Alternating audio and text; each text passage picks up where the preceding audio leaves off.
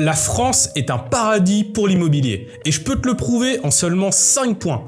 T'inquiète, je t'explique. Je me présente, je m'appelle Marc Brody, j'investis dans l'immobilier depuis déjà 4 ans. En partant de zéro, j'ai réussi à acquérir un patrimoine immobilier d'environ un demi-million d'euros. Mais déjà, comme d'habitude, si ce contenu te plaît, n'hésite pas à me lâcher un like et à t'abonner, ça fait toujours plaisir.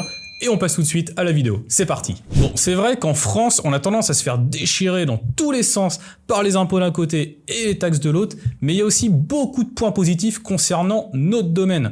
T'inquiète, je t'ai tout mis au propre, je te montre. Bon, comme tu peux le voir, je t'ai réuni 5 points qui te feront aimer à coup sûr la France d'un point de vue immobilier. Alors, commençons tout de suite. Le numéro 1, le taux d'emprunt à taux fixe. En fait, faut savoir un truc, c'est qu'en France, lorsque tu fais un crédit, les taux sont fixes, les taux ne sont pas variables. Par exemple, si tu vas aux États-Unis et que tu fais un emprunt à une banque, en fait, ton taux va bouger en fonction des taux de la banque.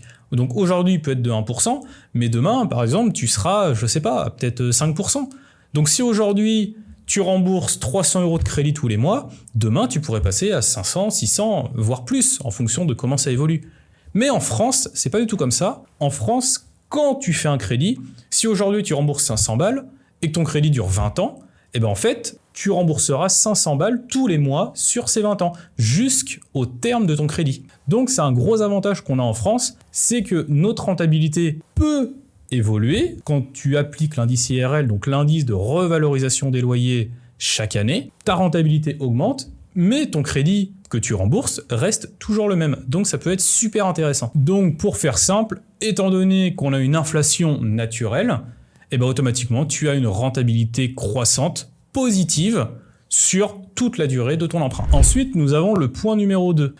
Pas de plus-value sur la résidence principale. Ça, c'est hyper intéressant lorsque tu veux te lancer, par exemple, dans une activité de marchand de biens. Aujourd'hui, imaginons que tu achètes une résidence principale et elle te coûte, je sais pas, 200 000 €. Et tu décides dans 5 ans de la revendre et tu peux la revendre 300 000 €. Donc techniquement, tu as 100 000 € de plus-value. Donc tu vas devoir payer des impôts sur ces 100 000 € de plus-value. Eh bien, si tu es en résidence principale, tu n'as pas de plus-value à payer. Donc ça, c'est super intéressant. Ça veut dire que tu encaisses ces 100 000 € directement dans ta poche. Donc au moins, ça te permet par la suite de réinvestir et d'avoir un bon apport.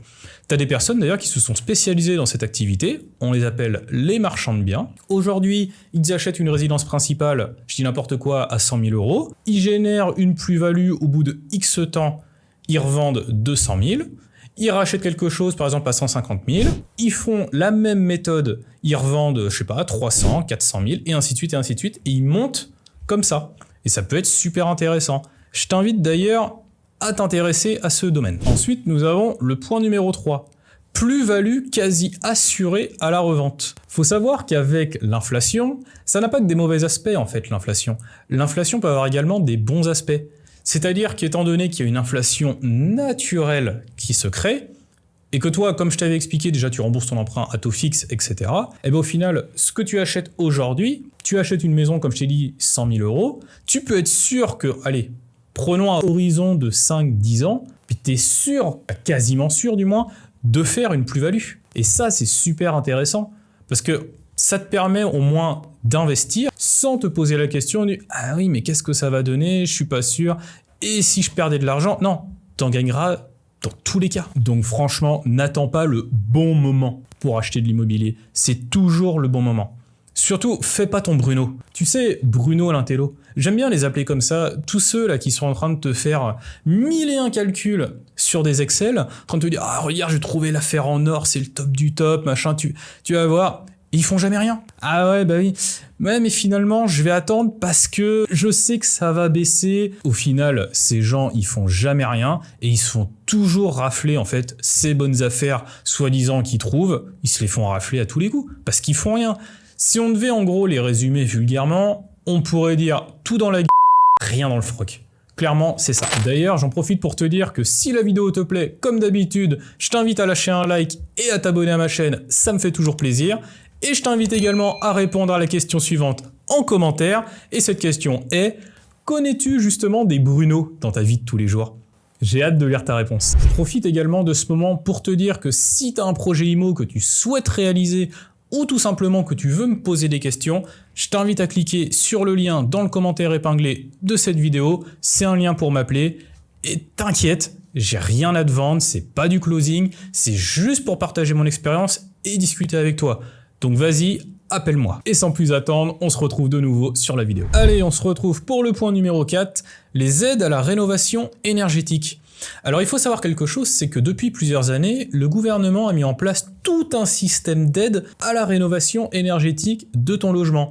Donc tu as l'isolation des murs, que ce soit par l'extérieur, par l'intérieur, l'isolation des combles, l'installation d'une pompe à chaleur, l'installation d'un ballon thermodynamique, etc., etc. Et en fait, si tu utilises bien ces aides, ça peut te permettre de couvrir pas mal de dépenses de travaux. Parce qu'en gros, tu peux, si tu es, on va dire, dans les bonnes cases, par exemple, si tu es un foyer modeste, donc c'est jusqu'à 21 000 et quelques euros par an de revenu fiscal, et bien en fait, tu peux prétendre jusqu'à 60% du montant de tes travaux en subvention. Donc ça peut être super intéressant pour économiser en gros sur le prix de tes travaux, mais pour avoir des logements en soi qui sont bien isolés, qui ont un bon DPE, et par conséquent, si tu veux revendre, que tu pourras revendre plus cher par la suite, à moindre coût. Le montant de ces aides peut d'ailleurs grimper jusqu'à 80% de l'enveloppe travaux si tu es considéré comme foyer très modeste. Bon, après, je t'avoue que si tu es en foyer très modeste, ça va être compliqué d'emprunter. Mais bon, ça, c'est une autre histoire. Mais ce qui est très intéressant avec ce système, justement, d'aide à la rénovation énergétique, c'est que le montant, en fait, de cette subvention t'est versé en cash. Donc, il rentre directement dans ta poche.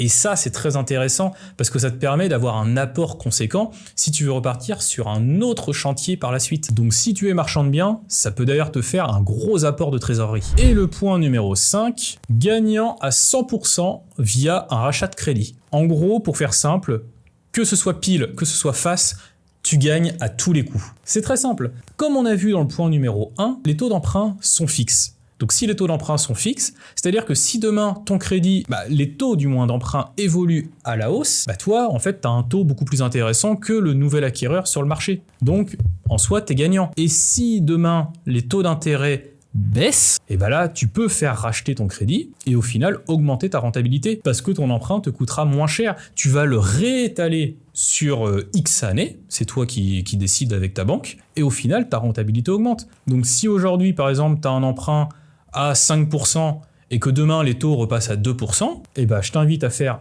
un rachat de crédit quand tu seras à 2% et au moins comme ça, ta rentabilité elle sera calée sur ce que tu avais fait quand tu avais 5%, mais tu seras qu'à 2%.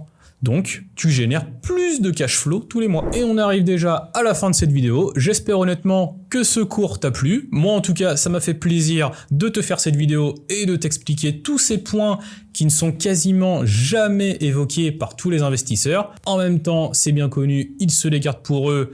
C'est quand même beaucoup plus intéressant d'avoir un avantage concurrentiel sur les petits nouveaux. Mais bon, au moins comme ça maintenant, tu ne pourras plus dire que tu n'es pas au courant. Et t'inquiète pas, je vais te mettre tout ce cours au propre. Tu pourras ensuite le consulter en cliquant sur le lien qui sera dans la description de cette vidéo. Et comme d'hab, si ce contenu t'a plu, n'oublie pas de t'abonner ainsi que de répondre à la question que je t'ai posée tout à l'heure. Et je te dis à la prochaine. Salut!